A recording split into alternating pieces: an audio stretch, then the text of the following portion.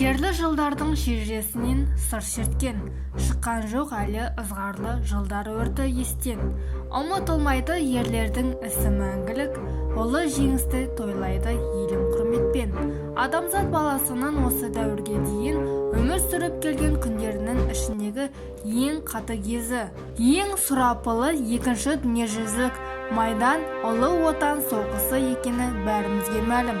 Тыныш жатқан елге тажалдай тап беріп, дөтесінен төнген сұрапыл соғыс сонау 1941 жылы басталып еді. Ал сол сұрапыл соғысқа елін сүйген батыр қаһармандар еш қорқынышсыз аттанып кете барды. Сұрапыл соғыста қазақтың мәрт ұлдары мен қыздары ерекше ерлік көрсетті.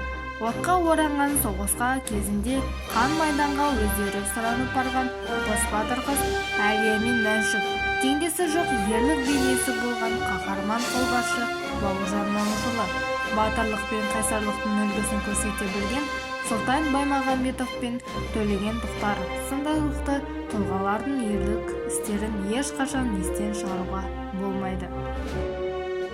Кетпес олар естен мәңгі, кектері тұр кеудемізде, ерлік даңқы, жеңіс таңы жарқыратып келді бізге.